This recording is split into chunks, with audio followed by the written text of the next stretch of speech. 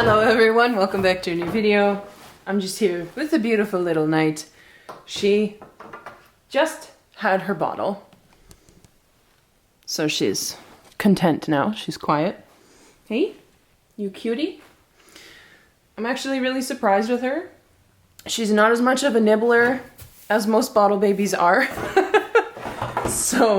But she's still very sweet and very friendly, so she's an absolute little doll. Hey? Cutie? Oh, don't do the possessed head roll. That's weird. That's weird.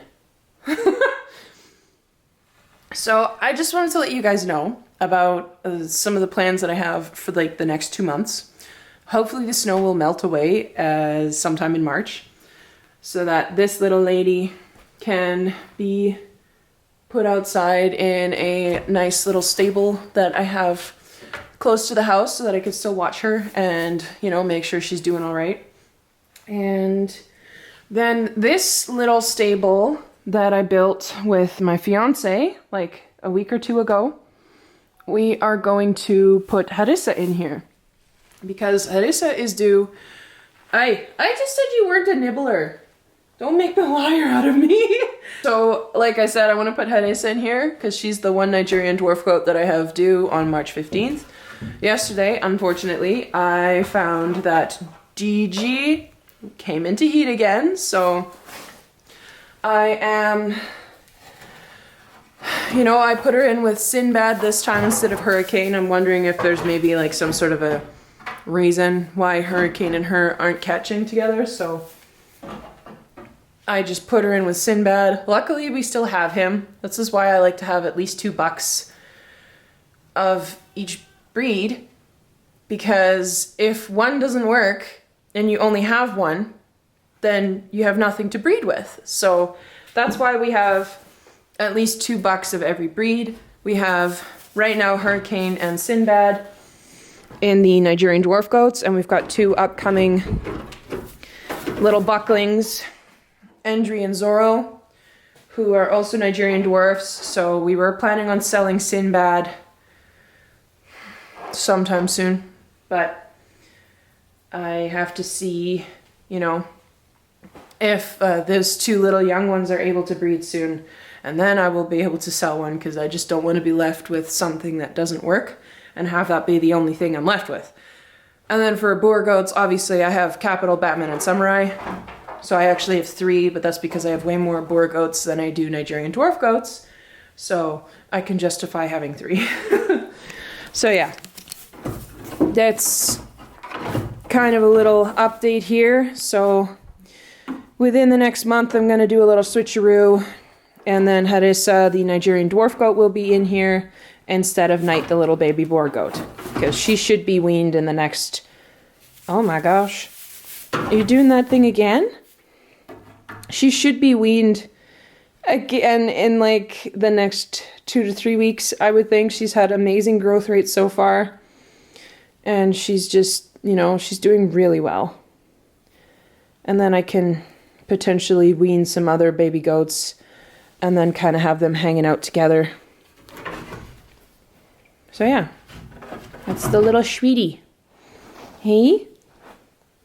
Gosh, I love this little goat. She's so funny.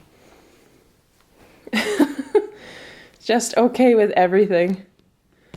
So, I'm here in the goat trailer with Evie here, and she's sick. She's not doing great, and she's been a massive source of stress for me for at least a week now.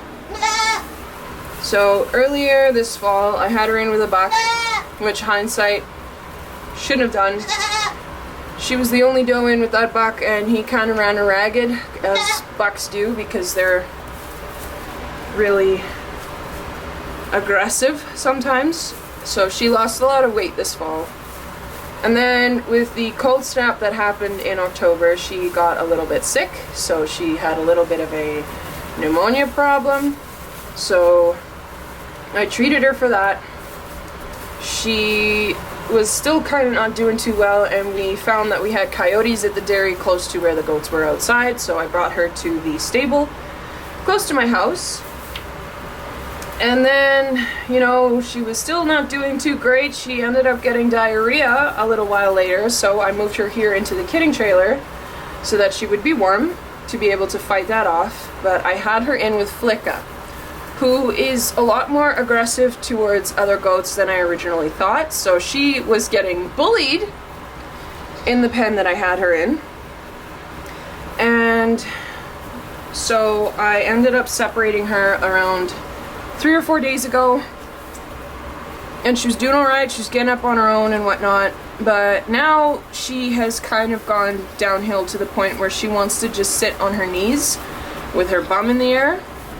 So I've been doing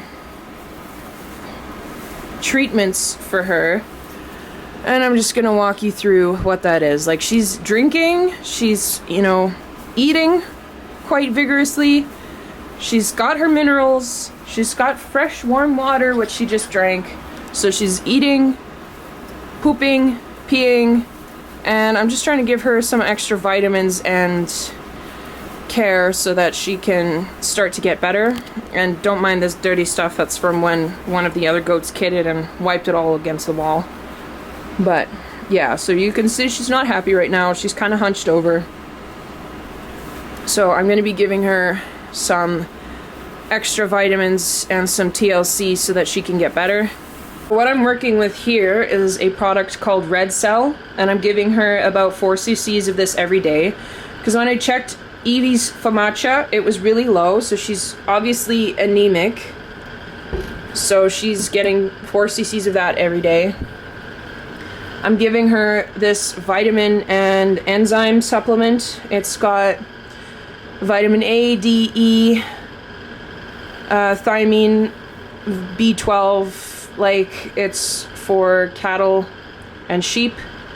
So it's off-label technically for goats, but this is the only vitamin paste that I can get that is, you know, semi-appropriate for goats. And then I'm giving her a subcutaneous, which means under the skin, thiamine injection. So for this thiamine, I can't really overdose her because anything that she gets too much of, she will pee out. So she's also getting a pellet called Calf Manna, which is a really high nutrient dense kind of pellet that's really good for putting fat back on an animal because she's lost a lot of weight. So those are all of the things that I'm doing right now. Hopefully I can get her back to where she should be. I'm just really worried about that goat. I have everything portioned out and ready to go. And I will be giving her these medications. It looks like a lot, but they need a lot when they're this far along already.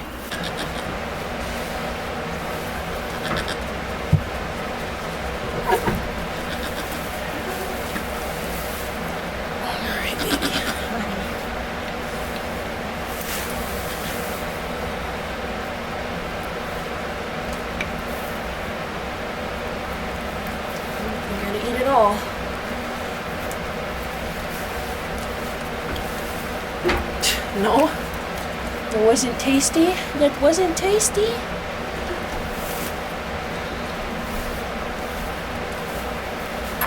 You want some water to wash that down? No? No water? Okay, then I'm gonna give this to you.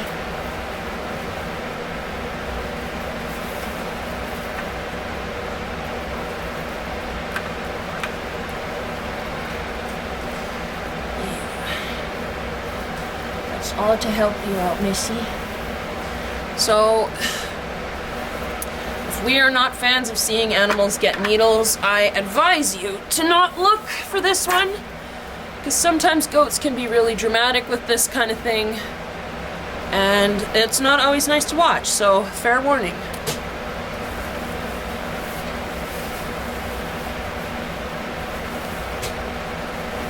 That wasn't bad at all.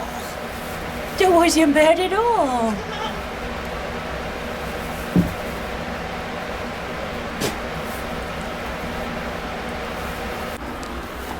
So she gets her calf men treat now. I always try to make sure that she gets that after so that she has something to look forward to after all that, you know, extra stuff. So I'm really hoping she pulls through because she's a really sweet little thing and she does not deserve going through all of this crap. So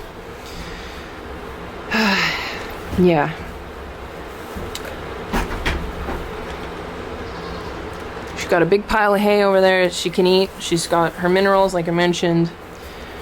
And just hopes and prayers for this little one.